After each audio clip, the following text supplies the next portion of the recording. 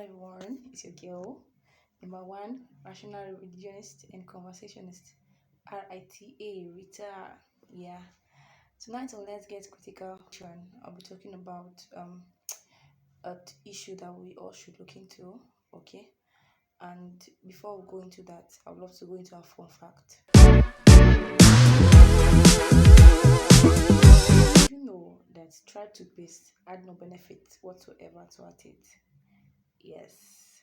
The stripes in the toothpaste are just to make the toothpaste attractive. Okay, now let's get critical. Okay, so I'll be talking about something that I've been looking at, looking into or the way I'm thinking about. It's about rebuking a situation first before we rebuke the person, you know, that needs to be rebuked.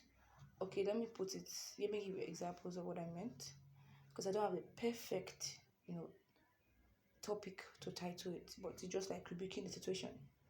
Okay, so I was going through, thinking about some past events that happened earlier on, in a religious setting where you're supposed to follow a trend or perhaps, or let me say a rule, where a lady had to wait for a wedding before she gets pregnant and all.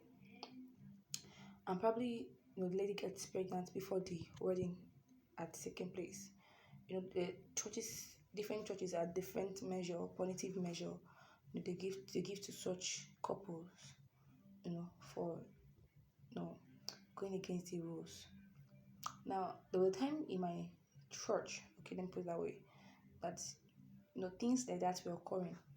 Couples were getting pregnant, before wedding, and it was a training thing, and there was this punitive measure that my church then uses.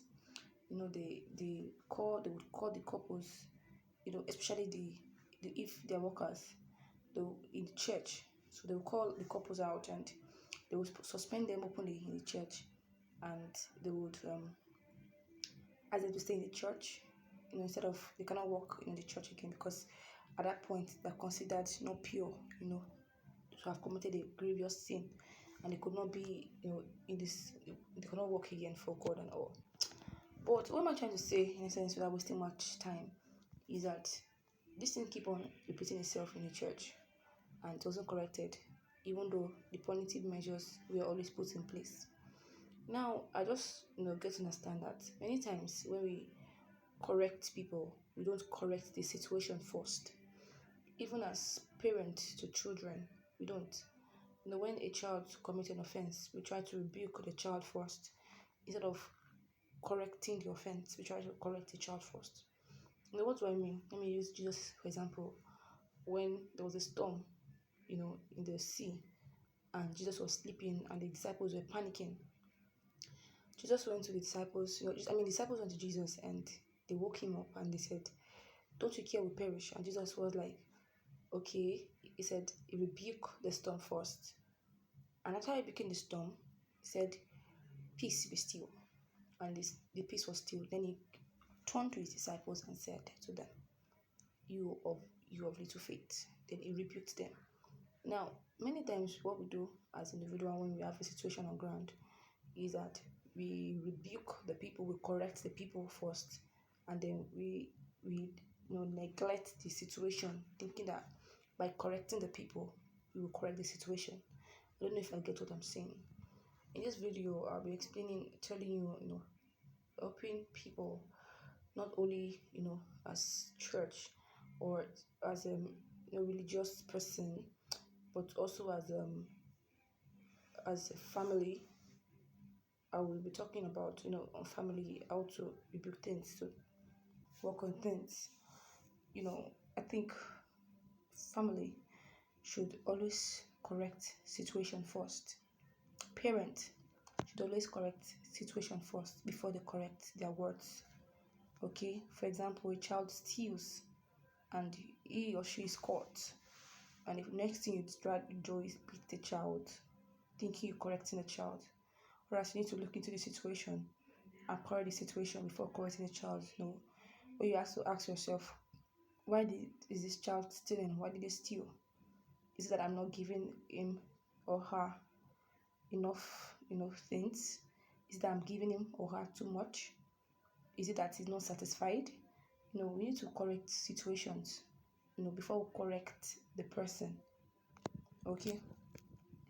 So even as a church or as a religious just adherent, when situations happen in our place of worship, all we need to do is check the situation first. Try to correct the situation first before we correct the people. You know, okay. And what I'm trying to say in a bit is just that you correct the situation first. Look into the situation. After correcting the situation, then you can start looking into correcting the person that is at fault. Okay. So away from the traditional thinking that when things happen, we need to correct the persons that are involved before we actually correct the people involved. Okay, away from those traditional set mindsets. Because when we correct the people at fault and we think we correct the situation, bad situations, ugly occurrence will continue happening, and we could keep on correcting people because we've not dealt with the root cause of the issue. So we should correct bad issues first before we now correct the person. I hope I'm able to pass across the message, and I hope you're able to learn what I'm trying to explain, today in this edition. So yeah, see you all. Love you. Thank you.